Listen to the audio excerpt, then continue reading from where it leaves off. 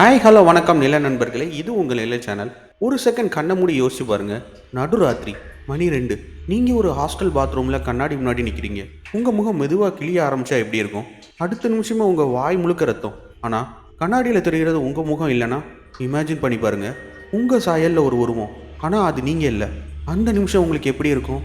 உங்களுக்கு உண்மையாகவே தைரியம் இருந்தால் மட்டும் இந்த கதையை தொடர்ந்து கேளுங்க. ஏன்னா இது வெறும் கற்பனை இல்லை, நிஜத்தில் நடந்ததாக சொல்லப்படுற பகீர் சம்பவங்கள். ஓகே நண்பர்களே, நம்ம ஊரில் சிட்டியோட பரபரப்புலேருந்து ஒரு 5 நிமிஷம் உள்ளே தள்ளி போனால் ஒரு பழைய காலேஜ் ஹாஸ்டல் இருக்குது. வெளியே இருந்து பார்த்தா செம சைலண்ட்டாக ரொம்ப நார்மலாக தெரியும். ஆனால் அதுக்குள்ளே ஐயோ, அது வெறும் கல்லால் கட்டின பில்டிங் மட்டும் இல்லை நண்பர்களே. அதில் இருக்க ஒவ்வொரு செங்கல்களுக்கும் ஒவ்வொரு சுவருக்கும் பின்னாடி சில டார்க் சீக்ரெட்ஸ் புதஞ்சிருக்கு.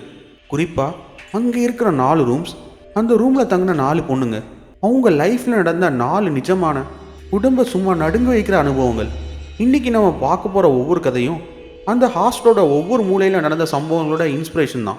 இது சும்மா கதைக்கு சொல்கிறதில்ல, அந்த ஹாஸ்டல் சுவர்கள் இன்னமும் அந்த பயங்கரமான நினைவுகளை வச்சுருக்கு. ஒருவேளை நீங்கள் தனியாக இருட்டு ரூமில் இந்த வீடியோவை தனியாக பார்த்துட்டு இருந்தீங்கன்னா தயவுசெய்து இப்போவே இந்த வீடியோவை பாஸ் பண்ணிவிட்டு யாரையாவது துணைக்கு கூட்டிகிட்டு வந்து பாருங்கள். ஏன்னா நான் சொல்ல போகிற கதைகள் உங்கள் தூக்கத்தை கெடுக்கலாம்.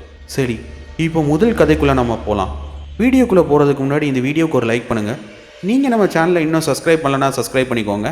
இப்போ வாங்க வீடியோக்குள்ளே போகலாம். நம்மளோட ஃபர்ஸ்ட் ஸ்டோரியோட கேரக்டர் பேர் ரேவதி. மதுரை பக்கத்தில் ஒரு சின்ன கிராமத்துலேருந்து சென்னைக்கு ஃபர்ஸ்ட் இயர் காலேஜ் படிக்க வந்த ஒரு பொண்ணு. முதல் தடவையாக வீட்டை விட்டு வந்து ஹாஸ்டலில் சேரும்போது கொஞ்சம் பயம் இருந்தாலும் ஒரு புது லைஃப் ஸ்டார்ட் ஆக போகுதுன்னு செம ஹாப்பியாக இருந்தாள். அவளுக்கு அலாட் பண்ண ரூம் நம்பர் 13B. அந்த ரூம் கதவை திறந்து உள்ளே போனதும் ரேவதிக்கு ஒரு செகண்ட் மூச்சே நின்றுடுச்சு. ஏன் தெரியுமா? அந்த ரூமோட ஒரு சுவர் முழுக்க ஒரு பிரம்மாண்டமான கண்ணாடி, அதாவது தரையிலிருந்து சீலிங் வரைக்கும் ஒரே கண்ணாடி. அடேங்கப்பா, இவ்வளோ பெரிய கண்ணாடின்னு ஆச்சரியப்பட்டு அந்த கண்ணாடி முன்னாடி நின்று தன்னைத்தானே பார்த்துக்கிட்டா. அப்பந்தான் அவளுக்கு ஒரு சின்ன டவுட். என்னது, என் நிழல் 2ஆக தெரியுது. ஒரு நிழல் அவளோடது, இன்னொரு நிழல் அது யாருது? ஒரு நிமிஷம் பயந்தாலும் சேச்சா இது கண்ணாடியோட டிஃபெக்டாக இருக்கும்னு தன்னைத்தானே சமாதானப்படுத்திக்கிட்டு அவளோட திங்ஸ் எடுக்க ஆரம்பித்தா. ஆனால் அந்த ரெட்டை நிழல் அவன் மனசில் ஆழமாக பதிஞ்சிடுச்சு. முதல் நாள் நைட் ஹாஸ்டல் லைஃபோட பரபரப்பு எல்லாம் அடங்கி ரேவதி அவளோட 13B ரூமில் தனியாக இருந்தா. படிப்பு ஃப்ரெண்ட்ஸுன்னு பகல் முழுக்க பிஸியாக இருந்த அவளுக்கு ராத்திரியில் அந்த பெரிய கண்ணாடி முன்னாடி இருக்கும்போது ஒரு மாதிரி அனீசியாக ஃபீல் பண்ணான். கரெக்டாக மணி 2. தூக்கம் வராமல் புரண்டு படுத்த ரேவதி பாத்ரூம் போக வேண்டியிருந்தது. அரை தூக்கத்தில் எழுந்து பாத்ரூம் போயிட்டு திரும்பி வரும்போது வழக்கம் போல் அந்த பெரிய கண்ணாடி அவளை பார்த்துச்சு. ஒரு செகண்ட் அப்படியே ஃப்ரீஸ் ஆகிட்ட ரேவதி. கண்ணாடியில் அவளோட முகம்தான் தெரிஞ்சுது. ஆனால் அதில் ஒரு ட்விஸ்ட்டு. அவளை மாதிரியே இருந்த, ஆனால் கண்கள் மட்டும் சிவப்பா, வாய் அகலமாக சிரிக்கிற ஒரு உருவம். ரேவதிக்கு உடம்பெல்லாம் வேர்த்துடுச்சு. என்னடா இது, நம்ம முகம் ஏன் ரெட் ஐஸோட தெரியுதுன்னு நினச்சி பயத்தோட பின்னாடி திரும்பி பார்த்தா யாருமே இல்லை. ரூமில் அவள் மட்டும்தான். மறுபடியும் கண்ணாடியை பார்த்தா அந்த உருவம் அங்கேயே தான் இருந்துச்சு. அவள் ஹார்ட் பீட் எகிற ஆரம்பிச்சது. இல்லை, இது பிரம்ம தான். சரியாக தூங்காததால் இப்படி தோணுதுன்னு நினச்சி வேகமாக பெட்டுக்கு போய் படுத்துக்கிட்டா. ஆனால் அந்த ராத்திரி முழுக்க அவளுக்கு தூக்கமே வரல. அடுத்த நாள் பகல் முழுக்க ரேவதியோட மைண்ட் அந்த கண்ணாடியிலே தான் சுற்றிட்டு இருந்தது. கிளாஸில் கான்சென்ட்ரேட் பண்ண முடியல, ஃப்ரெண்ட்ஸ்கிட்டையும் சொல்ல முடியல. நேற்று பார்த்தது கனவா நிஜமான ஒரே கன்ஃபியூஷன். நைட் வந்தது, மறுபடியும் அதே 2 மணி. ரேவதிக்கு தூக்கம் வரல, பயம் அவளை ஆட்டி படைச்சது. தயக்கத்தோட பாத்ரூம் போயிட்டு திரும்பி வரும்போது இந்த முறை கண்ணாடியில் தெரிஞ்ச உருவம் இன்னும் க்ளோஸாக, இன்னும் கிளியராக இருந்துச்சு. அந்த உருவத்தோட கண்கள் இன்னும் சிவப்பா அவளை ஊடுருவி பார்க்குற மாதிரி இருந்துச்சு. ரேவதிக்கு கை கால் எல்லாம் நடுங்க ஆரம்பிச்சது. அந்த உருவம் அவள் காதில், உன்னை நான் பார்த்துட்டேன், நீயும் என்னை பார்க்கணுன்னு கிசுகிசுப்பாக சொல்லுது. ரேவதி உடம்புக்குள்ளே ஒரு ஷாக் அடித்த மாதிரி இருந்துச்சு. பயத்தில் உறைஞ்சு போய் நின்னான். யாரோ அவளை பின்னாடி இருந்து தள்ளுற மாதிரி ஒரு ஃபீலிங். யார் நீ, என்ன வேணும்னு மனசுக்குள்ளே கத்துனா, ஆனால் வாய் திறக்கவே முடியல. அந்த உருவம் ஒரு சின்னதாக சிரிச்சுக்கிட்டு மறைஞ்சிருச்சு. ரேவதி ஓடி போய் பெட்டில் விழுந்து போர்வையில் தன்னை மூடிக்கிட்டா. அந்த நைட் முழுக்க அவளுக்கு காய்ச்சல் வந்த மாதிரி உடம்பு நடுங்கிட்டே இருந்துச்சு. 3ஆவது நைட் ரேவதி சாப்பிடக்கூட இல்லை. அவளோட ஃப்ரெண்ட்ஸ் வந்து கூப்பிட்டும் போல. அவள் கண்ணில் பயம் அப்பட்டமாக தெரிஞ்சுது. நான் அந்த ரூமில் இருக்க மாட்டேன்னு கத்தி அழணும் போல இருந்துச்சு. ஆனால் என்ன சொல்கிறதுன்னு தெரியல. நைட் 2 மணி.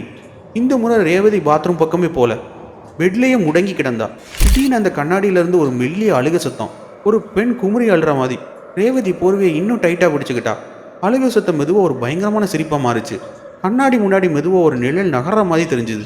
அந்த சிரிப்பு ரேவதியோடைய மனசுக்குள்ளே ஊடுருவி அவளோட ஒவ்வொரு நடமையும் உழுக்குச்சு. அவளுக்கு பைத்தியமே பிடிச்சிடும் போல இருந்துச்சு. அவள் மனசுக்குள்ளே ஒரு வாய்ஸ், இனி உன்னால் இங்கே தூங்க முடியாது, நீ என்னை பார்க்கணுன்னு சொல்லிகிட்டே இருந்துச்சு. ரேவதிக்கு ஒரு விஷயம் புரிஞ்சுது. இந்த கண்ணாடியில் ஏதோ இருக்குது, இது வெறும் டிஃபெக்ட் கிடையாதுன்னு அவள் புரிஞ்சுக்கிட்டா.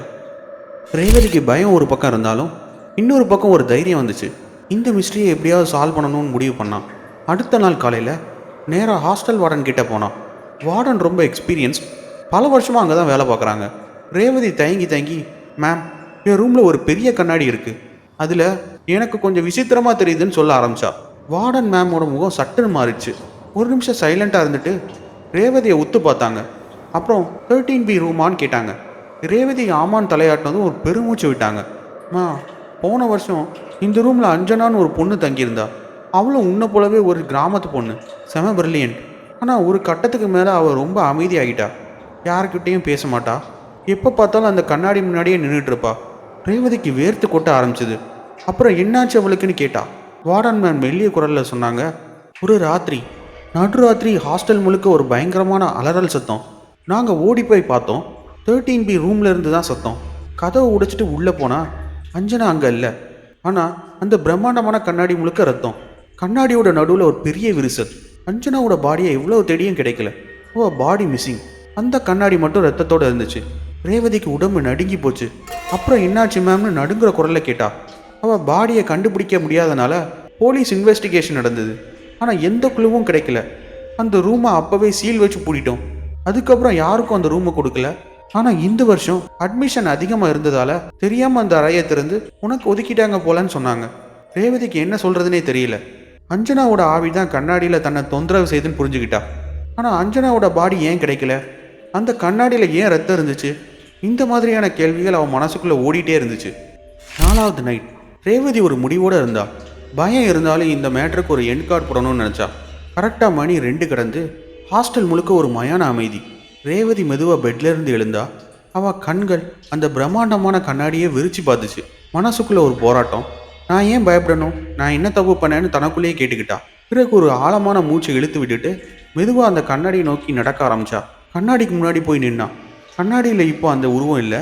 ஆனால் அவன் மனசுக்குள்ளே அந்த உருவத்தோட கண்கள், சிரிப்பு, கிசுகிசுப்புன்னு எல்லாமே ஓடிட்டு இருந்துச்சு.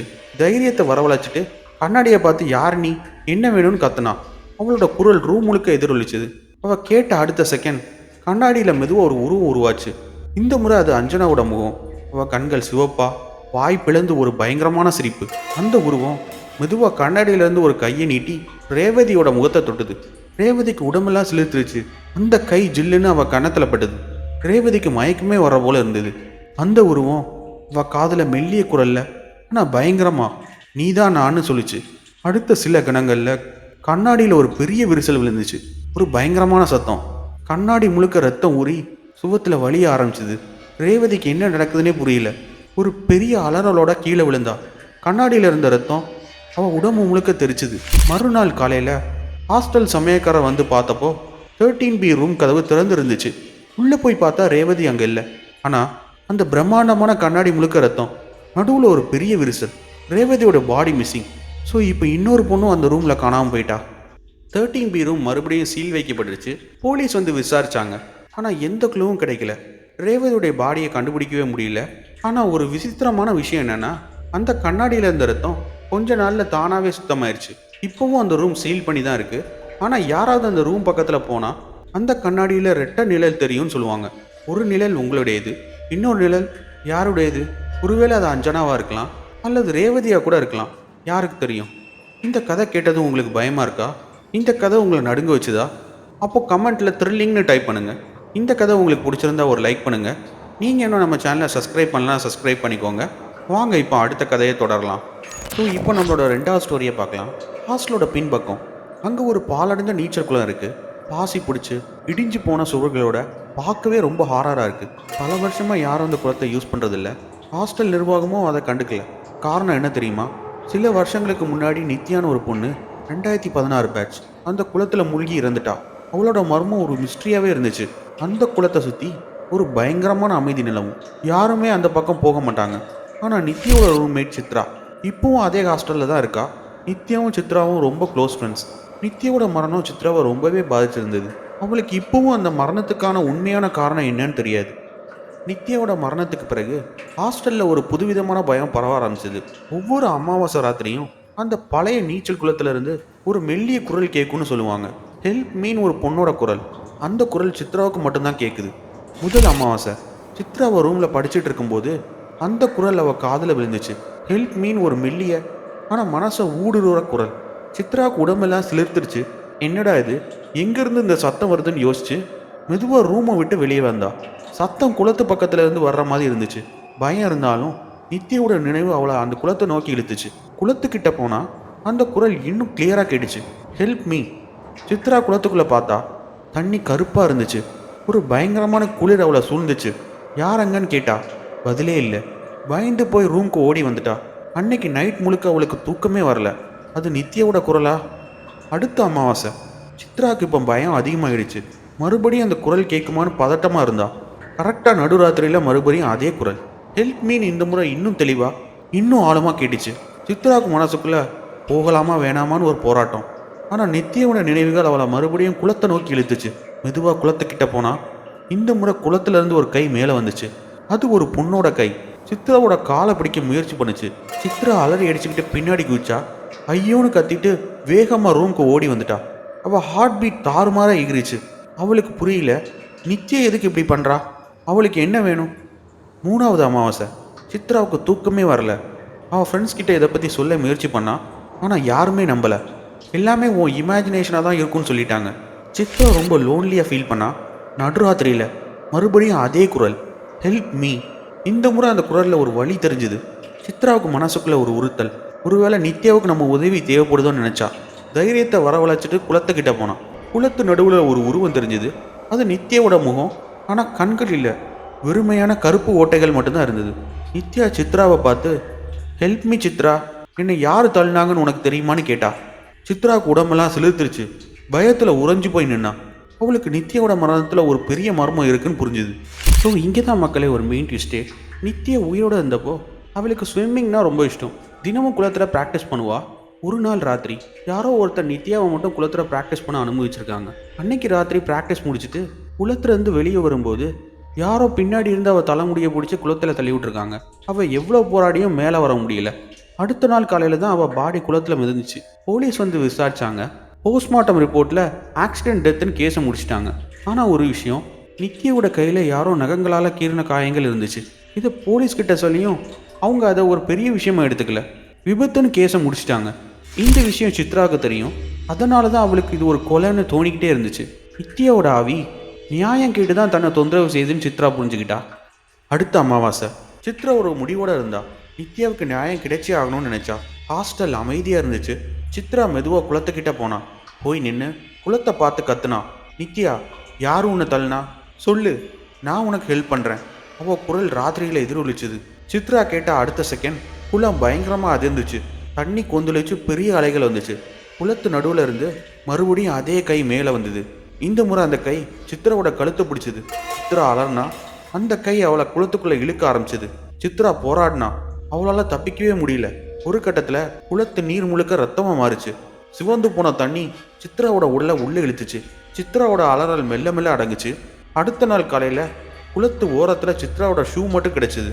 ஆனால் சித்ராவை காணோம். அவளோட பாடி கிடைக்கல. இப்போ குளத்தில் நீர் நார்மலாக இருந்துச்சு. இன்னைக்கு வரைக்கும் ஒவ்வொரு அமாவாசை ராத்திரியும் சிவந்து போன தண்ணி அந்த பழைய நீச்சல் குளத்துலேருந்து ஹெல்ப் மீன் ஒரு மெல்லிய குரல் கேட்கும்னு சொல்லுவாங்க. யாராவது அந்த குரலுக்கு பதில் சொல்லி குளத்துக்கிட்ட போனால் அவங்க ஷூ மட்டும் குளத்து ஓரத்தில் கிடைக்கும். ஆனால் அவங்க பாடி கிடைக்காது. ஒருவேளை நித்யா, சித்ரா, இன்னும் யார் யாரோ அந்த குளத்துக்குள்ளே நியாயம் கேட்டு காத்திருக்காங்களோ. இந்த கதையை கேட்டதும் உங்களுக்கு நீச்சல் குளம் பக்கவே போக பயமாக இருக்கா? இது வழக்கமாக நீச்சல் குளம் போகிற உங்கள் ஃப்ரெண்டுக்கு ஷேர் பண்ணுங்கள். அடுத்து நம்ம பார்க்க போகிற கதை ஹாஸ்டலோட 3வது மாடியில் இருக்கிற ரூம் நம்பர் 307 பற்றி தான். இந்த கதை உங்களுக்கு பிடிச்சிருந்தா ஒரு லைக் பண்ணிவிட்டு, நீங்கள் இன்னும் நம்ம சேனலை சப்ஸ்கிரைப் பண்ணலன்னா சப்ஸ்கிரைப் பண்ணிக்கோங்க. இப்போ வாங்க கதையை தொடரலாம். ஓகே நண்பர்களே, இது நம்மளோட 3rd ஸ்டோரி. ஹாஸ்டலோட 3வது மாடியில் ரூம் நம்பர் 307. அங்கே தங்கியிருந்த பிரியாவுக்கு பழைய ரேடியோ கலெக்ட் பண்ணுறதுல ஒரு தனி ஆர்வம். குறிப்பாக 90s மாடல் ரேடியோனா அவளுக்கு உயிர். ஒரு நாள் அவளுக்கு ஒரு டாடா பப்ளிக் ரேடியோ கிடச்சிது. ரொம்ப பழைய மாடல். அதை க்ளீன் பண்ணி ஆன் பண்ணினான். அந்த ரேடியோவில் வந்து ஒரு மெல்லிய பெண் குரல் கேட்டுச்சு. பிரியா, நீ என்னை தேடிட்டு இருக்கியா? பிரியாவுக்கு செம ஷாக். என்னது, இந்த ரேடியோவில் இருந்து குரல் வருதா? அதுவும் என் பேரை சொல்லுதான்னு குழம்புனா. ரேடியோவில் இருந்து பாட்டு வரலாம், நியூஸ் வரலாம். எப்படி ஒரு குரல் பேரை சொல்லி கூப்பிடும்? அது அவளுக்கு ரொம்ப விசித்திரமாக இருந்துச்சு. சரி வாங்க இப்போ என்னன்னு தெரிஞ்சுக்கலாம். முதல் நாள் கேட்ட அந்த குரல் பிரியாவோட மனசில் ஒரு பெரிய தாக்கத்தை ஏற்படுத்துச்சு. அடுத்த நாள் காலையில் ரேடியோவை செக் பண்ணி பார்த்தா அது நார்மலாக தான் இருந்துச்சு. ஒருவேளை கனவு கண்டமோன்னு நினச்சிக்கிட்டா. ஆனால் அதே ராத்திரி கரெக்டாக 3-7 மணிக்கு அந்த ரேடியோ தானாக ஆனாச்சு. இந்த முறை இன்னும் கிளியரா அதே பொண்ணு நான் இங்கே தான் இருக்கேன் நீ எங்கேன்னு குரல் கேட்டுச்சு. பிரியாவுக்கு உடம்பெல்லாம் சிரிச்சிருச்சு. இது கனவு இல்லை நிஜம்தான் புரிஞ்சுக்கிட்டா. பயந்து போய் ரேடியோ ஆஃப் பண்ண ட்ரை பண்ணா. ஆஃப் ஆகவே இல்லை. பிளக்கை பிடுங்கி போட்டா. ஆனால் அடுத்த சில செகண்ட்ஸ்லேயே ரேடியோ தானாக ஆனாச்சு. அதே குரல் நீ எங்கேன்னு. பிரியாவுக்கு என்ன பண்ணுறதுனே தெரியல. அடுத்த சில நாட்கள் இதுவே ருட்டீன் ஆயிடுச்சு. தினமும் நைட் 3-7 மணிக்கு ரேடியோ தானாக ஆன் ஆகும். அதே குரல் நான் இங்கே தான் இருக்கேன் நீ எங்கேன்னு கேட்டுக்கிட்டே இருக்கும். பிரியோட தூக்கமே போச்சு. அவளுக்கு மென்டல் ஆகிடும் போல இருந்துச்சு. ஒரு நாள் அவளுக்கு ஒரு ஐடியா வந்தது. இந்த வாய்ஸை ரெக்கார்ட் பண்ணி யார்கிட்டையாவது காட்டினா நம்புவாங்கன்னு நினச்சி அவள் ஃபோனில் ரெக்கார்ட் பண்ண முடிவு பண்ணான். நைட் 3-7 மணிக்கு ரேடியோ ஆனாச்சு. பிரியா ரெக்கார்ட் பண்ணான். மறுநாள் காலையில் ரெக்கார்ட் பண்ண ஆடியோவை கேட்டால் அவளுக்கு ஒரு பெரிய அதிர்ச்சி. அந்த ரேடியோவில் கேட்ட குரல் அவளோட சொந்த குரல் மாதிரி இருந்துச்சு. ஆனால் அவளுக்கு அப்படி ஒரு விஷயத்த பேசினதா ஞாபகமே இல்லை. என்னடா இது நான் எப்போ இப்படி பேசினேன்னு குழம்பி போனான். பிரியாவுக்கு இந்த மிஸ்ட்ரியை எப்படியாவது கண்டுபிடிக்கணும்னு தோணுச்சு. ஹாஸ்டல் மெயின்டெனன்ஸில் வேலை பார்க்குற ஒரு பெரியவர்கிட்ட போனான். அவர் பல வருஷமாக ஹாஸ்டலில் வேலை பார்க்குறார். பிரியா தயங்கி தயங்கி ஐயா 307வது ரூமில் ஒரு பழைய ரேடியோ இருக்குது அதுலேருந்துன்னு ஆரம்பித்தா. அந்த பிரியாவை உத்து பார்த்தார். 307வது ரூமா அந்த ரேடியோவான்னு கேட்டார். பிரியா ஆமான்னு தலையாட்டினதும் ஒரு பெருமூச்சு விட்டார். ஏம்மா 1998 அதே ரூமில் பிரியான்னு ஒரு பொண்ணு தங்கியிருந்தா. அவளும் உன்னை போலவே ரேடியோ லவர். ஒரு நாள் ராத்திரி 3-7 மணிக்கு அவளோட ரேடியோவில் ஷார்ட் சர்க்யூட் ஆயிடுச்சு. அந்த பொண்ணு ரேடியோவை சரி பண்ண முயற்சி செய்யும்போது எலக்ட்ரிக் ஷாக் அடித்து ஸ்பாட்லேயே இறந்துட்டா. பிரியாவுக்கு உடம்பெல்லாம் நடுங்குச்சு. அப்புறம் என்ன ஆச்சு ஏன் நடுங்குற குரலை கேட்டா. அவள் இறந்ததுக்கப்புறம் அந்த ரேடியோவை யாருமே எடுக்கல. பயந்து போய் அங்கேயே விட்டுட்டாங்க. அந்த அறையையும் பூட்டிட்டோம். ஆனால் கொஞ்சம் வருஷத்துக்கு முன்னாடி பெயிண்ட் அடிக்கும்போது தெரியாமல் திறந்துட்டாங்க. பிரியாவுக்கு எல்லாம் புரிஞ்சுது. அந்த குரல் இறந்து போன பிரியாவோட குரல்னு. ஒரு ராத்திரி பிரியா ஒரு முடிவோடு இருந்தா. இந்த ரேடியோவை எப்படியாவது ரூமை விட்டு வெளியே தூக்கி போடணும்னு நினச்சா. நைட்டு 3-7 ஆக இன்னும் கொஞ்சம் நேரம் தான் இருந்துச்சு. பிரியா அந்த ரேடியோவை எடுத்தா. அது ரொம்ப கனமாக இருந்துச்சு. அதை ஜன்னல் வெளியே வெளியே எரியலான்னு முடிவு பண்ணான். ஜன்னலை திறந்து ரேடியோவை தூக்குனா. ஒரு கணம் தடுமாறினான். ரேடியோவை கையிலேருந்து நழுவி அவன் முகத்திலேயே விழுந்தது. அடுத்த செகண்ட் ரேடியோவிலேருந்து ஒரு பயங்கரமான பொண்ணு குரல் நீயும் என்னோட வரணும்னு உறக்க கத்துச்சு. ரூம் லைட் ஃப்ளிக்கர் ஆகி ஒரு பயங்கரமான வெளிச்சம் வந்தது. பிரியா அலறி கீழே விழுந்தா. அவள் உடம்பு நடுவில் ரேடியோ பிடிச்சபடி கிடந்தது. அவள் கண்கள் திறந்திருந்தது. ஆனால் பார்வை இல்லை. அடுத்த நாள் காலையில் ஹாஸ்டல் சமயக்காரர் வந்து பார்த்தப்போ 307வது ரூம் கதவு திறந்து கிடந்துச்சு. உள்ளே போய் பார்த்தா பிரியா அங்கே இல்லை. ஆனால் அந்த பழைய டாடா பப்ளிக் ரேடியோ மட்டும் ரூம் நடுவில் நார்மலாக இருந்துச்சு. பிரியாவோட பாடியும் கிடைக்கல. 307வது ரூம் மறுபடியும் பூட்டப்பட்டுச்சு. ஆனால் ஹாஸ்டலில் இருக்கவங்க ஒரு விஷயம் சொல்லுவாங்க. ஒவ்வொரு ராத்திரியும் 3-7 மணிக்கு அந்த ரூமில் இருந்து அந்த பழைய ரேடியோ தானாக ஆன் ஆகும்னு. யாராவது அந்த நேரம் அந்த ரூம் பக்கம் போனால் அவங்க காதில் ஒரு மெல்லிய பொண்ணு குரல் நீ எங்கேன்னு கேட்குன்னு சொல்லுவாங்க. ஒருவேளை அந்த குரல் அந்த ரூம் பக்கம் வர்றவங்களை தேடுதோ. இந்த கதை கேட்டதும் உங்களுக்கு ரேடியோ பயம் வந்துருச்சா? இனிமேல் பழைய ரேடியோ பார்த்தாலே பயப்படுவீங்களா? உங்கள் ரேடியோ லவர் ஃப்ரெண்ட்ஸுக்கு இதை ஷேர் பண்ணுங்கள். இந்த வீடியோ உங்களுக்கு பிடிச்சிருந்தா லைக் பண்ணிவிட்டு நம்ம சேனலை நீங்கள் இன்னும் சப்ஸ்கிரைப் பண்ணலன்னா சப்ஸ்கிரைப் பண்ணிக்கோங்க. இப்போ வாங்க அடுத்த கதையை தொடரலாம். ஹாஸ்டலோட டெரஸ். ராத்திரி 11 மணிக்கு மேலே அங்கே யாருமே தனியாக போக மாட்டாங்க. ஒரு வெளிச்சம் இல்லாத பயங்கரமான இடம். ஏன் தெரியுமா? போன மாதம் ரோஷினின்னு ஒரு 3rd இயர் ஸ்டூடெண்ட் டெரஸ் மேலே ஃபோட்டோ ஷூட் பண்ணிகிட்டு இருந்தா.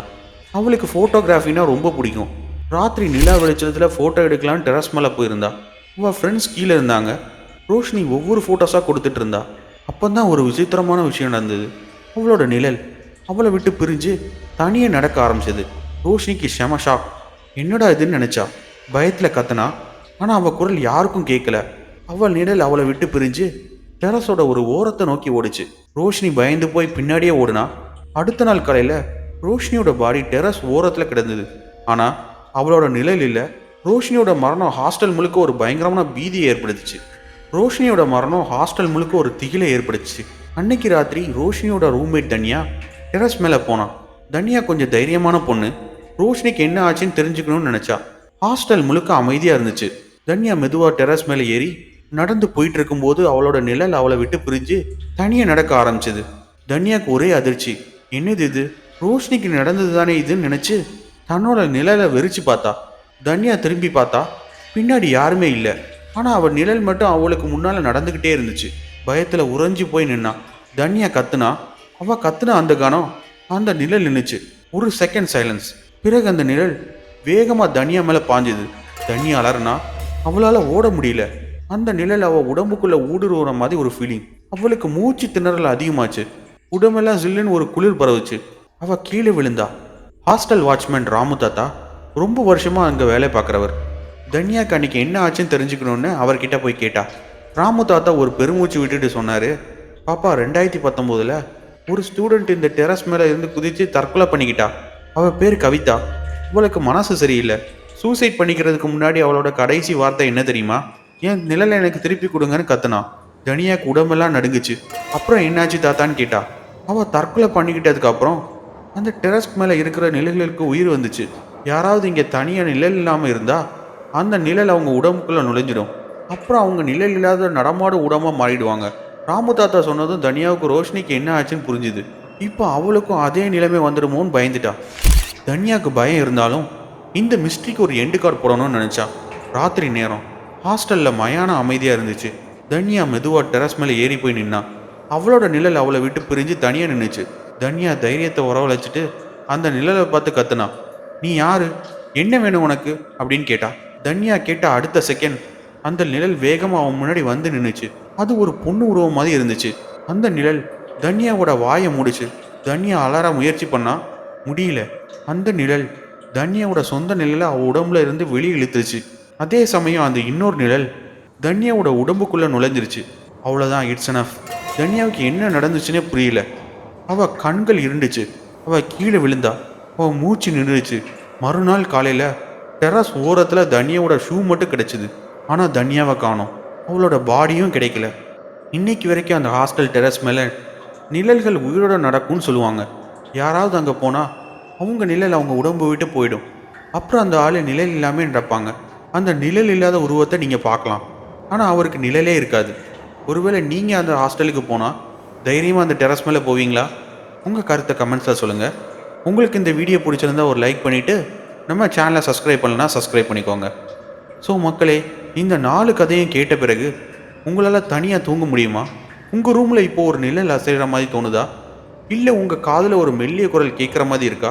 உங்கள் பயத்தை, உங்கள் மனசில் ஓடுற எண்ணங்களை கமெண்ட்ஸில் ஷேர் பண்ணுங்கள். இந்த வீடியோ உங்களுக்கு பிடிச்சிருந்தால் மறக்காமல் ஒரு லைக் பண்ணுங்கள். உங்கள் நண்பர்கள் கூட ஷேர் பண்ணுங்கள். நம்ம சேனலை நீங்கள் இன்னும் சப்ஸ்கிரைப் பண்ணலன்னா சப்ஸ்கிரைப் பண்ணிக்கோங்க. கூடவே இருக்க பெல் ஐக்கானை கிளிக் பண்ணுங்கள். அப்போ தான் நம்ம போடுற வீடியோஸ் உடனடியாக வந்து சேரும். நீங்கள் நம்மளை ஃபாலோ பண்ண நினச்சிங்களா, இல்லை என்னை காண்டாக்ட் பண்ண நினச்சிங்கன்னா Instagram channel link, WhatsApp channel லிங்க்கை நான் டிஸ்கிரிப்ஷனில் அட்டாச் பண்ணுறேன். மறக்காமல் ஜாயின் பண்ணிக்கோங்க. உங்களுக்கு இதே மாதிரி ஹாரர் வீடியோஸ் பிடிக்கும்னா ஹாரர் வீடியோஸ் கொண்ட பிளேலிஸ்ட்டை நான் கார்ட்லேயும் டிஸ்கிரிப்ஷன்லேயும் அட்டாச் பண்ணுறேன். மறக்காமல் போய் பாருங்கள். ஸோ இதே மாதிரி அடுத்து ஒரு ஸ்பைன் சில்லிங் ஹாரர் ஸ்டோரியில் சந்திக்கலாம். அதுவரை இது உங்கள் நிழல் சேனல்.